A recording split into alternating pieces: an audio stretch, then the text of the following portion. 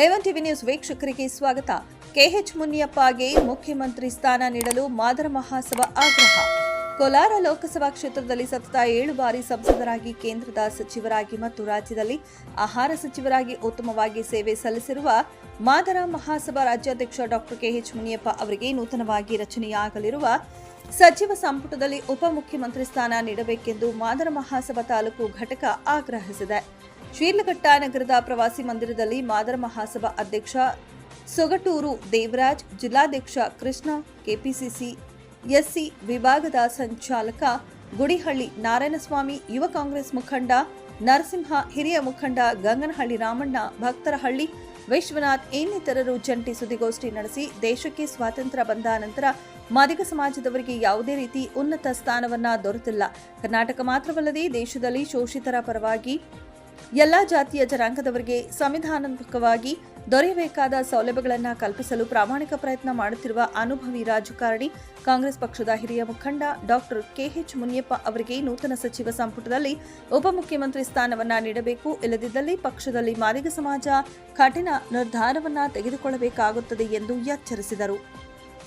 ಹಾಗಾಗಿ ಈ ಕರ್ನಾಟಕ ರಾಜ್ಯದಲ್ಲಿ ದೊಡ್ಡ ಹುದ್ದೆಯನ್ನು ಅಲಂಕರಿಸಿ ಯಾವುದೇ ಒಂದು ಖರ್ಚು ಚುಕ್ಕೆ ಇಲ್ಲದೆ ಇಷ್ಟು ದಿನ ನಡೆಸ್ಕೊಂಡು ಬಂದಿರ್ತಾರೆ.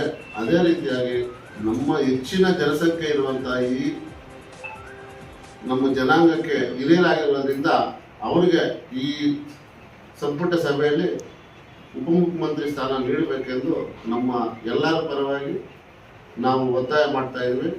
ದಯವಿಟ್ಟು ಅವರಿಗೆ ಉಪಮುಖ್ಯಮಂತ್ರಿ ಸ್ಥಾನ ನೀಡಬೇಕಾಗಿ ನಮ್ಮೆಲ್ಲರ ಮನವಿ. ಟಿ ನಾರಾಯಣಸ್ವಾಮಿ, ಗುಡಿಹಳ್ಳಿ. ಇವತ್ತಿನ ಪತ್ರಿಕಾಗೋಷ್ಠಿ ವಿಶೇಷ ತಾವೆಲ್ಲರಿಗೂ ಮನವರಿಕೆ ಮಾಡಬೇಕಾಗಿದೆ.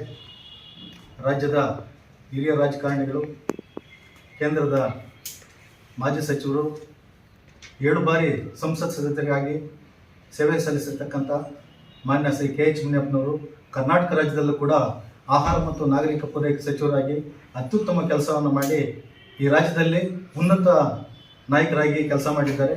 ವಿಶೇಷವಾಗಿ ಎಲ್ಲ ಜಾತಿ ಜನಾಂಗಗಳಲ್ಲಿ ಕೂಡ ಅವರು ವಿಶ್ವಾಸವನ್ನು ಹೊಂದಿ ವಿಶೇಷವಾಗಿ ಉನ್ನತವಾದಂಥ ಇಲಾಖೆಗಳಲ್ಲಿ ಕೆಲಸ ಮಾಡಿದ್ದಾರೆ. ಅಂಥವರಿಗೆ ಇವತ್ತು ನಾವು ಉಪಮುಖ್ಯಮಂತ್ರಿಗಳು ಕರ್ನಾಟಕ ಸರ್ಕಾರ ಕೊಡಬೇಕು ಅಂತಕ್ಕಂಥ ಮಾತನ್ನು ಈ ಸಂದರ್ಭದಲ್ಲಿ ನಾನು ಒತ್ತಾಯ ಮಾಡ್ತಾ ಇದ್ದೇನೆ.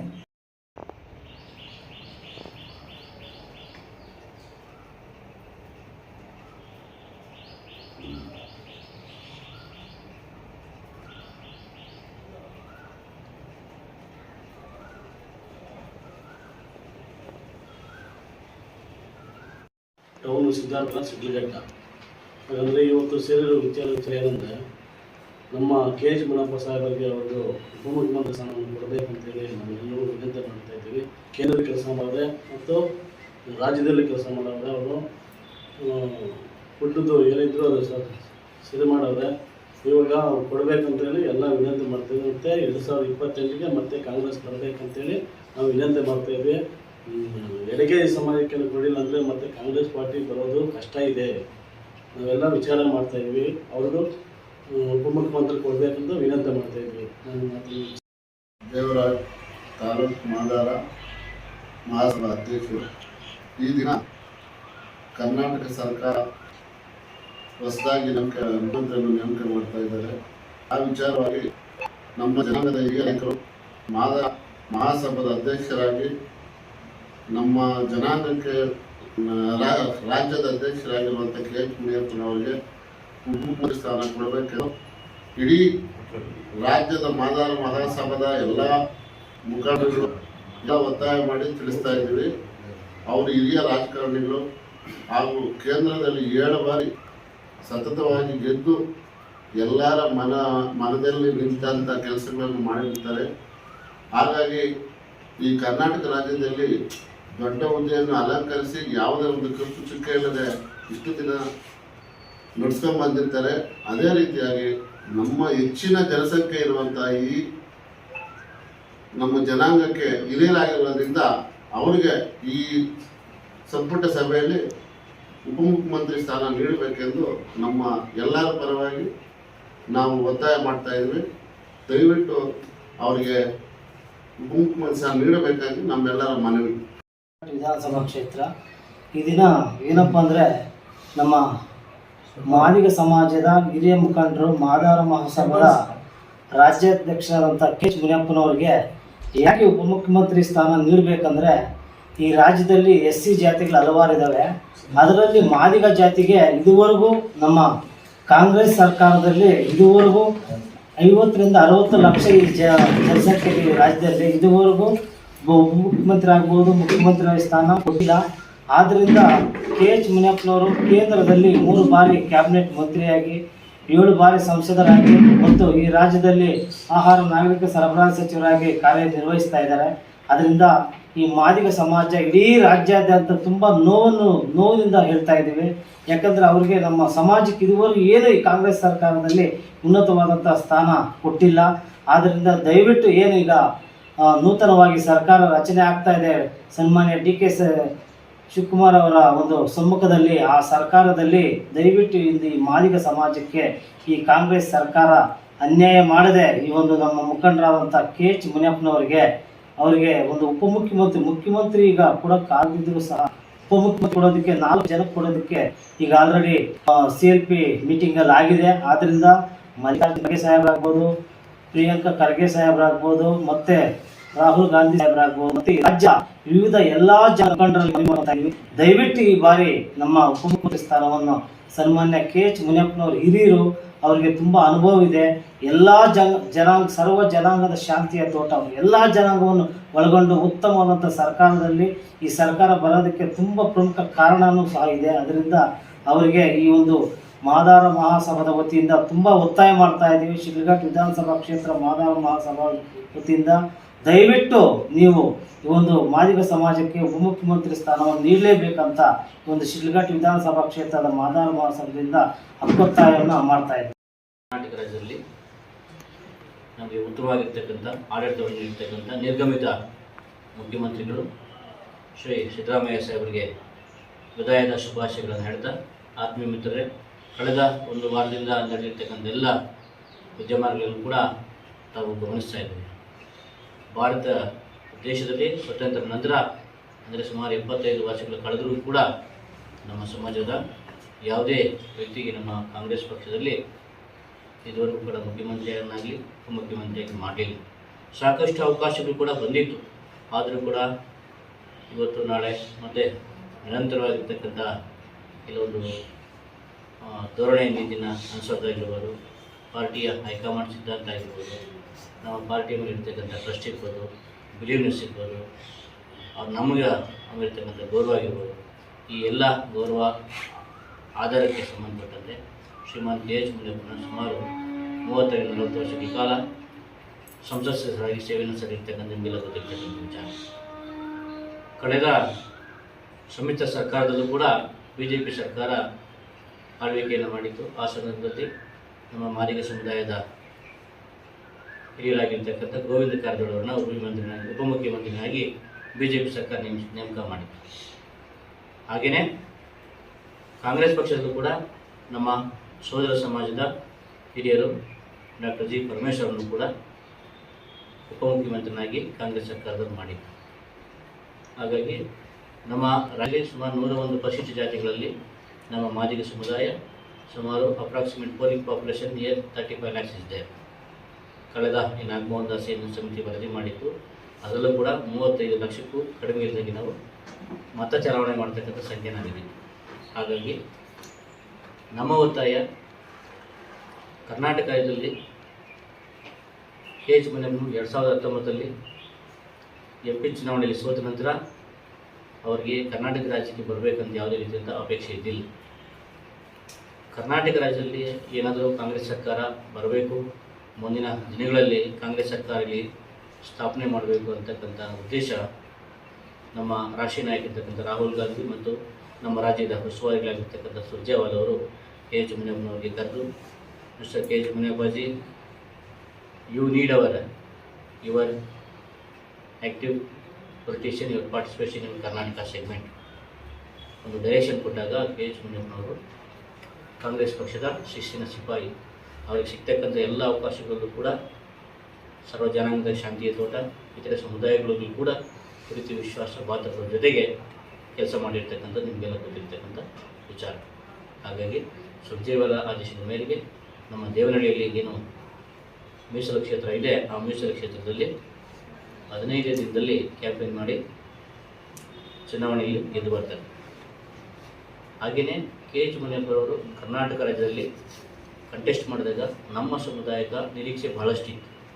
ಯಾಕಂದರೆ 30 ವರ್ಷಗಳ ಹಿರಿತನ, 3 ಬಾರಿ ಕೇಂದ್ರ ಸಚಿವರಾಗಿ ಕೆಲಸ ಮಾಡಿರ್ತಕ್ಕಂಥ ಅನುಭವ, ನನ್ನ ಸಮುದಾಯದ ಮತಗಳಿಗೆ ನನ್ನ ಸಮುದಾಯದ ಮತ ಕಾಂಗ್ರೆಸ್ ಪಕ್ಷಕ್ಕೆ ಅತಿ ಹೆಚ್ಚು ಪೋಲಾಗಿರ್ತಕ್ಕಂಥದ್ದು 136 ಸೀಟುಗಳಲ್ಲಿ ಏನು ನಂಬರ್ಸ್ ಅಚೀವ್ ಆಯಿತು, ಅದರಲ್ಲಿ ನಿಮಗೆಲ್ಲ ಗೊತ್ತಿರ್ತಕ್ಕಂಥ ಸಂಖ್ಯೆ. ಹಾಗಾಗಿ ನನ್ನ ಸಮಾಜ KH ಮುನಿಯಪ್ಪನವರು ದೇವನಹಳ್ಳಿ ಪ್ರತಿನಿಧಿ ಆದಮೇಲೆ ಮುಖ್ಯಮಂತ್ರಿ ಕೂಡ ಆಗ್ಬೋದು ಅಂತಕ್ಕಂಥ ನಿರೀಕ್ಷೆ ಇದೆ. ಎಲ್ಲ ಅರ್ಹತೆ ಮತ್ತು ಮಾನದಂಡಗಳು ಕೂಡ ಅವರಿಗಿದೆ. ಹಾಗಾಗಿ ಕಾಲಕ್ರಮೇಣ ನಮ್ಮ ಸಿದ್ದರಾಮಯ್ಯನವರು ಕೂಡ ಮುಖ್ಯಮಂತ್ರಿಯಾಗಿ ಆಯ್ಕೆ ಮಾಡ್ತಾರೆ. ಹಾಗಾಗಿ ಈಗ 3 ವರ್ಷಗಳು ಏನು ಸಿದ್ದರಾಮಯ್ಯ ಕಾರ್ಯ ಮಾಡಿದ್ದಾರೆ CM ಆಗಿ, ಈಗ 2 ವರ್ಷಕ್ಕೇನು ನಾಳೆ ನಡ್ತಕ್ಕಂಥ CLP ಸಭೆಯಲ್ಲಿ ನಮ್ಮ ಹಿರಿಯರಾದ KH ಮುನಿಯಪ್ಪನವ್ರಿಗೆ ಸೂಕ್ತವಾಗಿರ್ತಕ್ಕಂಥ ಸ್ಥಾನಮಾನ ಅಂದರೆ ಉಪಮುಖ್ಯಮಂತ್ರಿ ಇದುವರೆಗೂ ಮಾಡಲಿಲ್ಲ. ನಾನು ಆಗಲೇ ಹೇಳಿದಾಗೆ ನಮ್ಮ ಸೋದರ ಸಮಾಜಕ್ಕೂ ಕಾಂಗ್ರೆಸ್ ಪಕ್ಷದಲ್ಲಿ ಕೊಟ್ಟಿತ್ತು, BJPಯಲ್ಲಿ ಕೂಡ ಗೋವಿಂದ ಕಾರಜೋಳವನ್ನು ಮಾಡಿತ್ತು. ಉದಾಹರಣೆಗೆ ನಮ್ಮ ಕಣ್ಮುಂದಿರ್ತಕ್ಕಂಥದ್ದು ಅವರ ಹಿರಿಯರ ಮಾರ್ಗದರ್ಶನ ಸರ್ಕಾರಕ್ಕೆ ಹಾಗೂ ಪಕ್ಷಕ್ಕೂ ಕೂಡ ಅವಶ್ಯಕತೆ ಇದೆ. ಯಾಕಂದರೆ ಯಾವುದೇ ಒಂದು ಸರ್ಕಾರ ಮುನ್ನಡೆಸಬೇಕಾದ್ರೆ ಯುವಕರ ಜೊತೆಗೆ ಹಿರಿಯರ ಮಾರ್ಗದರ್ಶನ, ಯಾವುದೇ ಸರ್ಕಾರಕ್ಕೆ ಸಮಸ್ಯೆ ಆದಾಗ, ತೊಂದರೆ ಆದಾಗ, ಅಡಚಣೆ ಉಂಟಾದಾಗ ಹಿರಿಯ ಮಾರ್ಗದರ್ಶನ ಬಹಳ ಅತ್ಯವಶ್ಯಕ. ಹಾಗಾಗಿ KH ಮುನಿಯಪ್ಪನ ಹಿರಿತನವನ್ನು ಸದನದ ಒಳಗೆ ನೊಂದವರ ಧ್ವನಿ ಆಗಬೇಕು. ಹಾಗಾಗಿ KH ಮುನಿಯಪ್ಪನವ್ರಿಗೆ ಉಪಮುಖ್ಯಮಂತ್ರಿ ಮಾಡೋದ್ರ ಮುಖಾಂತರ ಸದನದಲ್ಲಿ ಸುಮಾರು 101 ಜಾತಿಗಳೇನಿದೆ, ಅಸ್ಪೃಶ್ಯ, scheduled caste, scheduled tribe and OBC ಆಗಿರ್ಬೋದು, ಎಲ್ಲ ಸಮುದಾಯಗಳಿಗೆ ಏನಾದರೂ ನಷ್ಟ ಆದಾಗ, ತೊಂದರೆ ಆದಾಗ KH ಮುನಿಯಪ್ಪನವರು ಧ್ವನಿ ಮಾಡ್ತಾ ಇರತಕ್ಕಂಥ ಅಚಲವಾಗಿರ್ತಕ್ಕಂಥ ನಂಬಿಕೆ. ಆ ಧ್ವನಿ ಸದನದ ಒಳಗಿದ್ದರೆ ಮಾತ್ರ ಅದು ಸಾಧ್ಯ.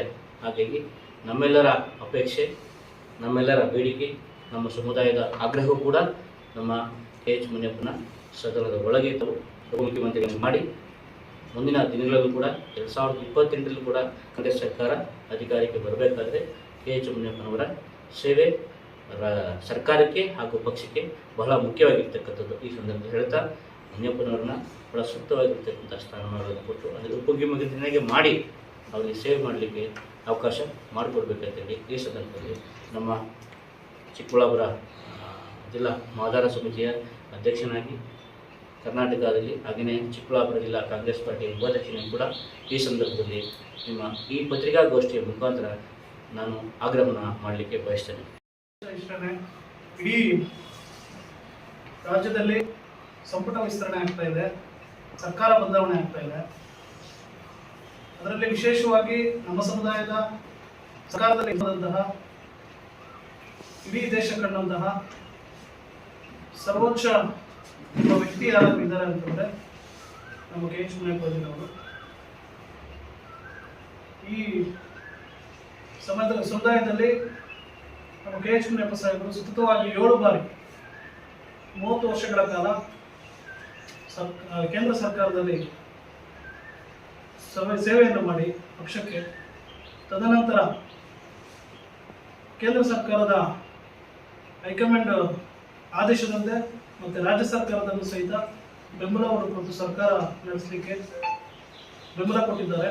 ಬೆಂಬಲ ಕೊಟ್ಟು ಇವತ್ತು ಸರ್ಕಾರ ಸಹಿತ ಸುಭದ್ರವಾಗಿ ನಡೀತಾ ಇದೆ ಅಂತಂದರೆ ಅದಕ್ಕೆ ಒಂದು ಭಾಗ ನಮ್ಮ ಸಮುದಾಯದ ನಾಯಕರಾಗಿರುವಂತಹ KH ಮುನಿಯಪ್ಪ ಅವರು ಸಹಿತ ಆಗಿರ್ತಾರೆ. ಇಡೀ ಇತಿಹಾಸದಲ್ಲಿ ಇದುವರೆಗೂ ನಮ್ಮ ಮಾದಿಗ ಸಮುದಾಯಕ್ಕೆ ಮುಖ್ಯಮಂತ್ರಿ ಸ್ಥಾನ ದೊರಕಿಲ್ಲ. ಈಗ ನಡೀತಾ ಇರುವಂಥ ಬೆಳವಣಿಗೆಗಳಲ್ಲಿ DK ಶಿವಕುಮಾರ್ ಅವರು ನ್ಯಾಯಯುತವಾಗಿ ಅವರಿಗೆ ಅಧ್ಯಕ್ಷ ಸ್ಥಾನ ಸಿಗಬೇಕಾಗಿದೆ. ಹಾಗಾಗಿ ಅಧ್ಯಕ್ಷ ಸ್ಥಾನ ಇದ್ದಾರೆ, ಅದರಲ್ಲಿ ಏನು ತರಕಿಲ್ಲ.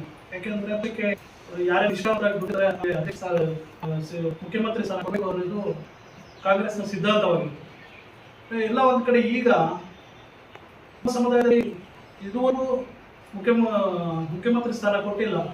ಅಟ್ಲೀಸ್ಟ್ 30-40 ವರ್ಷಗಳ ಕಾಲ ಕಾಂಗ್ರೆಸ್ ಪಕ್ಷಕ್ಕೆ ಸೇವೆ ಮಾಡಿ ಸಮುದಾಯವನ್ನು ಬಲಪಡಿಸಿಕೊಂಡು ಕಾಂಗ್ರೆಸ್ ಪಕ್ಷಕ್ಕೆ ಬಲ ಕೊಟ್ಟಿರುವಂತಹ ನಮ್ಮ ಮುನಿಯಪ್ಪ ಸಾಹೇಬರಿಗೆ ಈ ಬಾರಿಯಾದರೂ ಉಪಮುಖ್ಯಮಂತ್ರಿ ಸ್ಥಾನ ಮತ್ತು ಒಂದು ಜವಾಬ್ದಾರಿಯುತ ಖಾತೆಯನ್ನು ಸಹಿತ ಕೊಡಬೇಕು ಅಂತೇಳಿ ನಾವು ಈ ಸಭೆಯಲ್ಲಿ ಬಯಸ್ತೇವೆ. ಈಗ ಕೆ ಎಚ್ ಮುನಿಯಪ್ಪನವರು ಹಿರಿಯ ರಾಜಕಾರಣಿಗಳು, ಲೋಕಸಭೆಯಲ್ಲಿ 7 ಬಾರಿ ಸಂಸದರಾಗಿ, 3 ಬಾರಿ ಕೇಂದ್ರ ಸಚಿವರಾಗಿ, ಒಳ್ಳೆ ಅನುಭವವಾಗಿ ಅನುಭವವಾಗಿ ಕೆಲಸ ಮಾಡಿ ಕೆಲಸುತ್ತಾರೆ. ಹಾಗೂ ಮಾದಾರ ಮಹಾಸಭೆ ಕರ್ನಾಟಕ ರಾಜ್ಯದ ಅಧ್ಯಕ್ಷರು ಕೂಡ ಆಗಿರುತ್ತಾರೆ. ಮತ್ತು ರಾಜ್ಯ ಸರ್ಕಾರದಲ್ಲಿ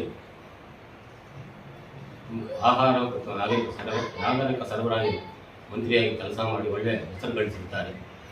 ಇತ್ತೀಚೆಗೆ ಈ ಸರ್ಕಾರ ವಿಸರ್ಜಿಸಿದ್ದು ಈಗ ಹೊಸದಾಗಿ ಮತ್ತೆ ಸರ್ಕಾರ ಪ್ರಾರಂಭವಾದ ಮಟ್ಟಕ್ಕೆ ಬಂದೆ ಡಿ ಕೆ ಶಿವಕುಮಾರ್ ಅಧ್ಯಕ್ಷೆ ಅವರ ಮಾರ್ಗದರ್ಶನದಲ್ಲಿ ಮುಖ್ಯಮಂತ್ರಿಯಾಗಿ ಕೆಲಸ ನಿರ್ವಹಿಸುವಾಗ ನಮ್ಮ ಹಿರಿಯ ರಾಜಕಾರಣಿ ಕೆ ಎಚ್ ಮುನಿಯಪ್ಪನವರಿಗೆ ತಪ್ಪದೆ ಅವರಿಗೆ ಉಪಮುಖ್ಯಮಂತ್ರಿಯಾಗಿ ಸ್ಥಾನ ನೀಡಬೇಕೆಂದು ಮಾದಾರ ಮಹಾಸಭಾ ಪರವಾಗಿ ಹಾಗೂ ಶಿಡ್ಲಘಟ್ಟ ತಾಲೂಕಿನ ನಮ್ಮ ಜನಾಂಗದ ಪರವಾಗಿ ನಾವು ಒತ್ತಾಯ ಮಾಡ್ತಾ ಇದ್ದೀವಿ.